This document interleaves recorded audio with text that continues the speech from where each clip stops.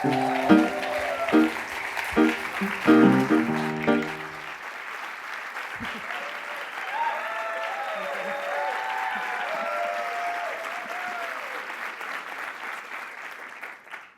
I laughed when the allergist called and said I needed to have brain surgery.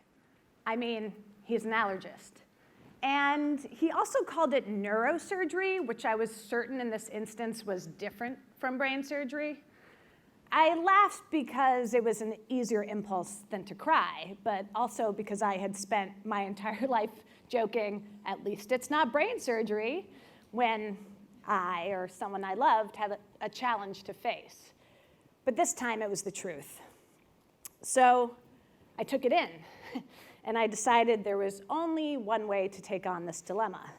I would put on a positive face to those around me, and I would not be scared. I would minimize the seriousness of it, both to myself and to others, and therefore minimize my own fears around it. I chose to compartmentalize and avoid. Seemed both logical and very self-protecting. This worked out well for when I had to tell the news to my family or to colleagues over the next 2 months, but it was not the best course of action for my inner being. The night before the surgery, which was also my birthday, I felt more scared than I had ever felt in my entire life. As a matter of fact, I can still feel that fear in my throat today, just thinking about it. It was both a very real and very surreal memory that is unlike any I've ever had before. I was afraid I would wake up and my brain wouldn't work, that I would no longer have memories or feelings or a sense of humor.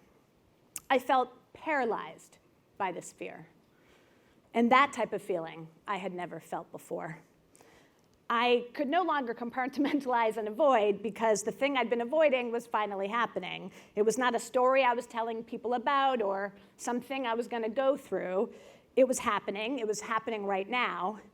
Good or bad, no matter the outcome of the surgery, I was going to wake a changed person, and I had no idea who that person might be. They say our cells regenerate every 7 years. Well, I believe our emotional selves do too. I had been on a journey for several years as my surgery day approached. Things had begun to evolve for me in a pretty profound way around 2012. I got divorced.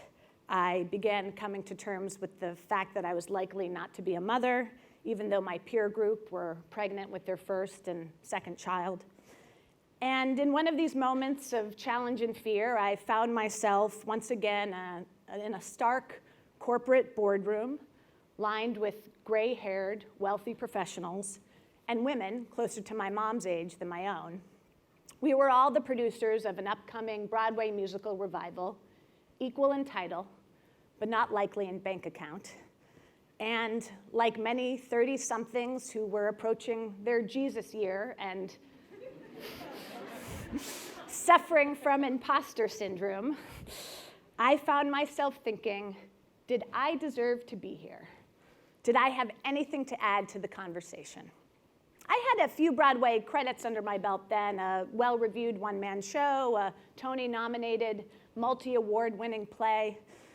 But for some reason, my confidence didn't reflect it. When given the opportunity to answer truthfully or say something that expressed vulnerability, I chose the opposite. I hid behind walls, and I wore armor instead of expressing my feelings or my authentic self. Being a younger member of the Broadway producing landscape didn't encourage me further or embolden my confidence. It actually chipped away at my self-worth. It was around then that I noticed I had been becoming a producer on projects for the wrong reasons. Reasons like I had to be represented on Broadway this season, or I wanted to be Tony nominated or a chance to win. I didn't want to say no to a lead producer I long admired who might not offer me a slot on their next show. All things rooted in someone else's perception of me, rather than what mattered to me. So after 2 many projects that lacked fulfillment, I began to make different choices about the shows I chose to back and the stories and the artists I chose to develop. I started to look at things that revealed something about me within them. I focused more on projects that were saying something about the world we live in today, where there were equal parts heart and humanity in the storytelling, and where at the end of the show, the audience was changed, and so was I. So last summer, when it looked like this new heart and gut forward strategy was gonna work out, the allergist called. My first question after the skeptical, do I really need brain surgery? Can I just take 2 Allegra instead? Was, when am I gonna fit this in? My schedule was packed and brain surgery didn't really seem like it would fit within my season. So like any good producer, I assessed the risks. Doc, let's just say I chose not to have the brain surgery. What are the risks? He replied, you can absolutely choose not to have your cyst removed. The outcome could be nothing changes, and the cyst doesn't grow much at all, and you never feel symptoms.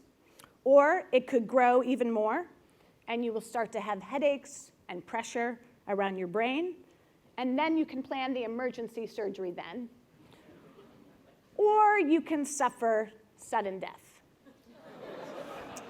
Not really interested in sudden death, not really interested in headaches and pressures suddenly coming upon either while like hiking in the Amazon or during a difficult tech process. I also really didn't want to panic every time I did get a headache and assume, next hour, sudden death time.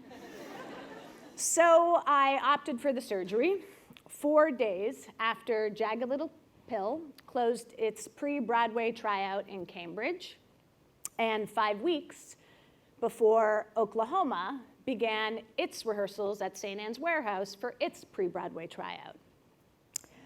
It was a moment when I was feeling very optimistic, if not a little scared, about what was to become of both these shows, even though their futures were unknown. So I decided I would be incredibly optimistic about my brain, if not a little scared, even though its future was unknown too. The anticipated 3 to 4 day hospital stay ended up being 14. I had what is not entirely uncommon, something called a brain bleed, which understandably really messes with your short-term memory. So 24/7, I had a tube that filtered and washed out the blood in my brain while I was attached to a contraption on wheels that looked like an IV and a heart monitor. Honestly, I was so out of it that I was neither scared nor upset by something that is obviously very scary and upsetting. My clearest memories include yelling at my parents to get out of my hospital room and go see a movie, ordering free, elaborate meals on a shiny new iPad, and saying to my girlfriend one evening, "I'm so glad you're here. I just wish you had been here with me all day," to which she replied, "I've been here since 9 a.m. I left for 1 hour to take your parents to dinner." She forgave me and my brain, but realizing that I couldn't remember that simple little fact made me feel vulnerable, scared, alone, and very, very forgetful. Being a hospital patient for 14 days, wearing a hospital gown and a little gauze cap, carrying a contraption around everywhere you go because that contraption is draining your brain, is a very vulnerable experience. You are neither a boss, nor a leader, nor a producer when you're going through that. You are only a patient. And with that, I had to learn something I knew very little about: patience. Patience with my health, patience with those around me, and patience with myself. Those first few weeks when I returned home, I was very tired, both in body and brain, and I couldn't function at the same velocity as before.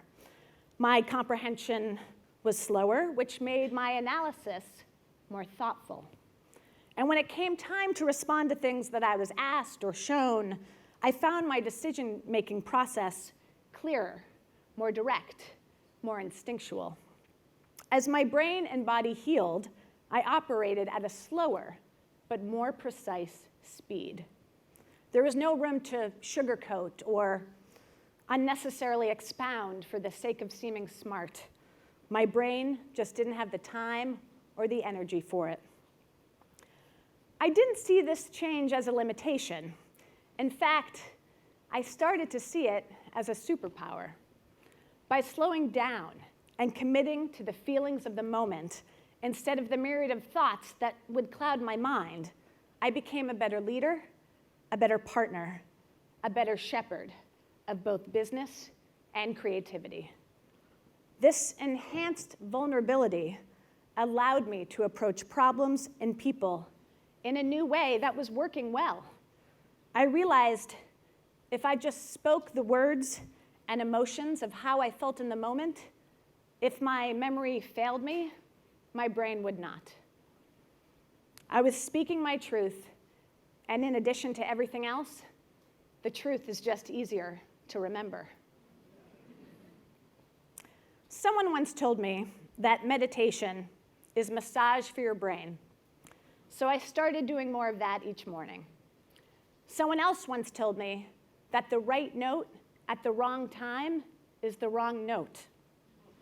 So I started thinking and waiting longer before I spoke, longer than I ever had before. Life is full of coincidences, but I don't think the last year is one. The 2 shows I'm currently producing are about truth.